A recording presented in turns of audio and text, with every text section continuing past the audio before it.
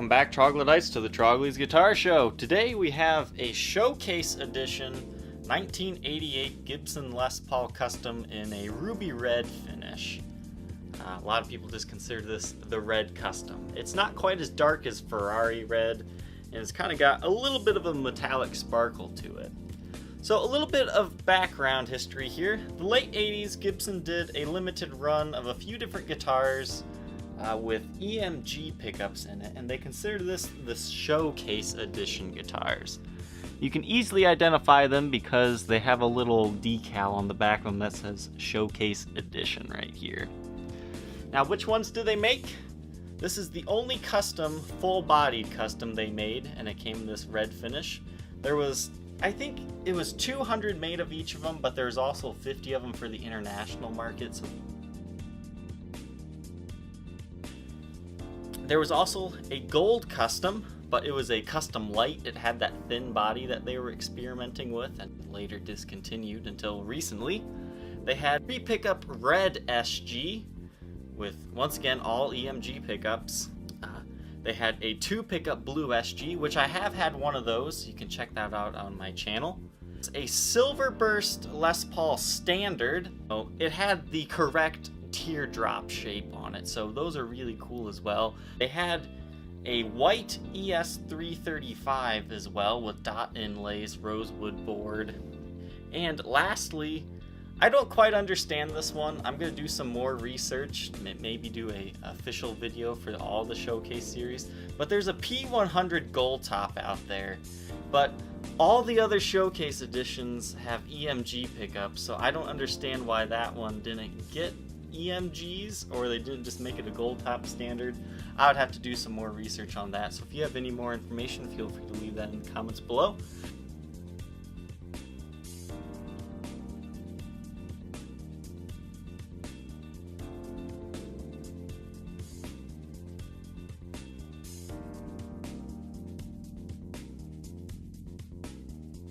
But today, we're going to take a look at this ruby red custom. Now, obviously, somebody's ditched the EMGs in this thing, and this guitar has kind of eluded me for some time. I had first saw this guitar get listed a few months ago. Somebody had put an Epiphone humbucker in the neck pickup and a burst bucker 2 in the bridge, but it had the original case and it had the original EMGs with it. I had attempted to buy it that time, but unfortunately somebody beat it to me, and then this guitar came back up for sale about 3 months later. It didn't have the original case, which is kind of a shame. It was also signed by Motley Crue, and the EMG pickups were gone. And the seller had described it as like they had fixed the neck pickup, like it had both had burst buckers, but he was just misunderstanding. This still has that Epiphone neck humbucker and the burst bucker too, so I think it's just some misunderstanding on the buyer's part that time. So I've got this guitar finally, because you know, you don't see this every day. And you don't find red customs too much. The other thing the showcase series had is stock black hardware. The wiring has all been switched out to some made in Korea pots. They sound okay. I mean, if you want to upgrade those to some American made stuff, you probably could. But once again, burst bucker 2 pickup in the bridge, and just some generic Epiphone humbucker in the neck, which it doesn't sound too bad. I mean, if you want to change it out, you can, or if you'd rather have me order you a set of those EMG Quick Connect 8185 sets, similar to what I've originally would have had, I can definitely swap that out. But I know most Les Paul players, we prefer passive pickups to active. So I just decided I'm just going to list it as I got it. If you want me to make some pickup modifications to it, if it's within my ability, I'll definitely will. Take a look at the headstock here. Once again, you can see stock black Grover tuners on these. It really kind of gives the guitar a nice evil vibe. You've got some scratches on the face of the headstock here, but nothing, you know, incredibly bad. A good polish job would probably remove a good amount of that. Very light aging to the lacquer. I mean, it's just got that very characteristic late 80s Gibson look. In the 90s, it became even more block-like in logo style. So you've got some wear on the headstock here. Truss rod works the way it should. Nut is original.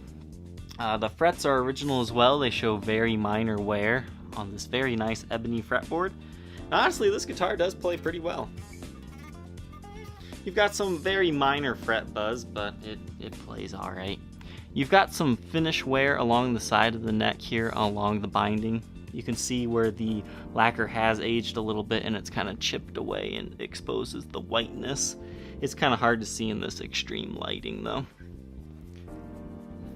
Neck profile, I would say it's kind of like that in-between neck. I think they call this kind of the rounded 59. I still consider these 60s necks, but I usually call them like a 60s medium, 60s with a little extra. So it's not a huge baseball bat by any means, but it's a little bit more than a, you know, slim 60s profile. Body of the guitar here, you can see you've got quite a bit of picking wear and scratches. By no means is this a collectible example. You've got some scratches, replaced parts. I mean, it's definitely one for the player. Right here, there is kind of like a surface impression. You know, it looks pretty bad when you get the light on it, but when the light's not there, it's not quite as, you know, prevalent as some dings. Basically, it looks like it hit against something. Luckily, it didn't chip the finish, but it got pretty close to it. That's a pretty big indentation right there. But condition-wise, that's the only thing that really bugs me on this guitar is that you've got some more light impressions along by the control cavity as well. That might have been done while the pickups were being swapped. These knobs have probably been replaced too, I would like to say that, but it does still have the stock black hardware. And I thought about, you know, restoring this to a more traditional custom look, putting gold hardware on it, putting some just nice gold pickups from Gibson in there, getting some gold Grovers. And I still can do that if you would prefer that. I'm sure we can work something out. I'm just listening it as I have it now because I don't know what people really want. I mean, the person that wants to buy this guitar will definitely be able to customize this the way they like it. I think it looks good as it does now. I really like the red finishes with chrome hardware, so you might choose to just chrome it all out or just leave it as is. Back of the headstock here, serial number is 80, looks like 498527, made in USA stamp. You've got some finish wear along the top of the guitar there, nothing too bad. Sides look okay with minimal wear. No breaks, cracks, or repairs on this one. Once again, it's kind of got that medium 60s profile to it. You can see you've got some light nicks and dings here. Mainly impressions. You don't really feel them while you're playing, but they are there. I'll just continue up the neck here. There's quite a small gouge there. But then you also have some wear up here. I'm not sure how that happened. I'm guessing a guy's wearing some type of thumb ring or something and dink. It's dinging it up there like that, or the guy's just really hard and breaking the finish somehow. But there are 3 like indentations, scratches, marks there. Back of the guitar, I mean, it's not really chewed up by the buckle rash or anything. I mean, you've got some light wear, but overall, I mean, it's not in too bad of shape. This is definitely a great one for somebody that likes, you know, a well-played guitar. You've got some wear there, but it's not trashed or anything. So if you hate EMG pickups, this is a nice example to consider because you already have the modern wiring in here. With EMG pickups, they use really tiny pots. They're usually like 25K ohms. And you typically need at least 250 to 500K for passive pickups. So a lot of people don't know that when they buy an EMG guitar, they're like, oh yeah, I can take out pickups, that's easy. But then they learn they have to rewire the whole thing. Take a look around the side, you can see you kind of have some weird strap button. I'm not really sure what that's from. And on the side here, you have another one of those huge dings that didn't break the finish, but it's a big impression. That's something else that's a little bit of an eyesore on this guitar. And that is on the side that you'll see while you're playing it. The bottom strap The bottom strap pin is the same as that front one. I mean, I'm not sure what brand they are once again. It looks like you got some stand wear here as well. That kind of goes through the finish. Continue around this side. You've got a gold input jack here. That might be replaced as well, because since it has black hardware, I'm guessing the original one was black. There's also kind of a ding in the binding here. It doesn't look like it broke the binding, but it definitely left a deep impression into it. So overall, the Showcase Edition series, if you're like me and you like kind of rare limited edition guitars, they're very cool, but EMGs aren't for everyone. I think they sound okay clean, and maybe it's just because I'm not a metal player, I'm not playing the right types of stuff to really like EMGs. But if you do like EMGs and you want it stock on a guitar, definitely seek out one of these original Showcase Edition series. Some of them will still have their original piece of paper that's kind of like a certificate of authenticity before they made those that explain that it's one of 200. Alright, we'll do a Blacklight test here on this guitar. You can see everything's looking good on the front, no refinishes, not a lot of finish wear or anything either. It's looking good. Base of the guitar is in similar shape. You can see you've got a little bit of a wear mark right up there. And you can see the line where the three-piece top is kind of put on. I don't think I pointed that out in the regular lighting. It's not separating or anything. It's just you can kind of see the line when it hits the light just right. So there you can see that ding didn't break the finish, but it definitely left a good mark on it, that's for sure. And this is why I don't think the knobs are original. They don't blacklight the way you would think a 1988 would, but I know some of the 90s customs will also look like that. Back of the headstock here, you can see you've got some, once again, wear on the top of the headstock and just a few light nicks and dings. Something under Blacklight you can see is that at some point in time it looks like somebody put a type of Kluson tuner on this guitar. You can see the top of that right there, but they didn't drill any extra holes. Now I'll turn the Blacklight off here and you can kind of see that in normal lighting. If you hit it at just the right angle, you can kind of see it, but for the most part that's invisible.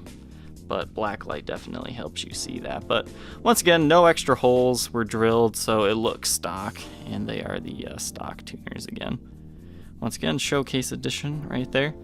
No breaks, cracks, or repairs to the neck, but you do have some, once again, light nicks and dings. And you also do have some clear coat wear along the edges of the neck. But once again, nothing that destroys the finish, besides right here anyways. In normal lighting, once again, just fine. Back of the guitar here, some light buckle wear, looks like a small area that breaks the finish there. But overall, not too bad, except for on the bottom there, you got some more spots. Sides of the guitar, not in too bad of shape. Some light edge wear, as you can see there. And the sides in similar shape, but once again, you got that rather large impression right there as well. I do want to make some mention to some kind of dark marks and impressions kind of around the bridge. I didn't clean this guitar the best. I think most of those dark marks could come off, but there are some impressions from one of those bridge adjustment tools that they kind of lever on in order to raise the bridge to adjust it without taking the strings off. So you do have some very minor impressions there as well.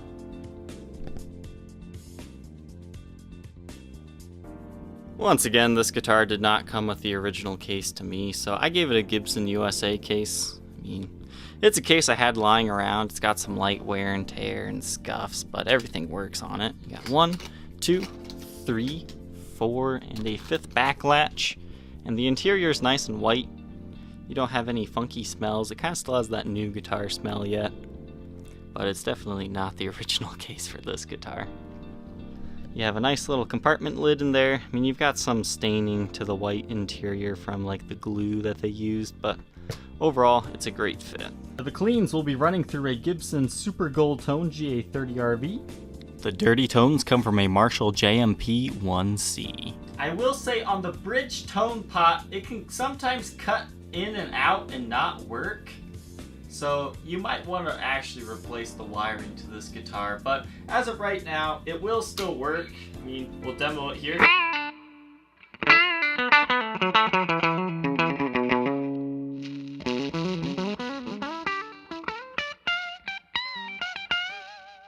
It kind of buzzes out. It's kind of weird. And sometimes it just doesn't work at all.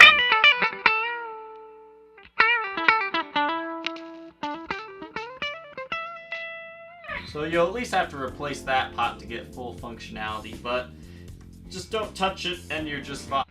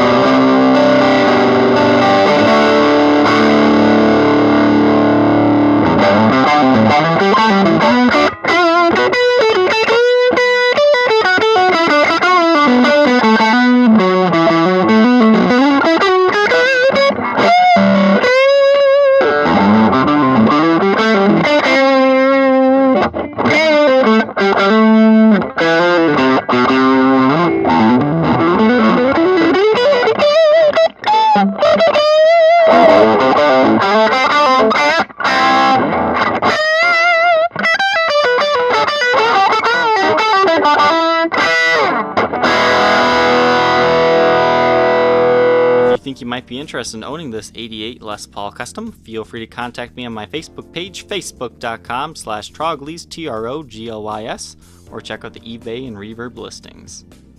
Alright, Troglylites, I hope you enjoyed this edition of the Troglys Guitar Show. Don't forget to like, comment, and subscribe, and we'll catch you next time. Take care.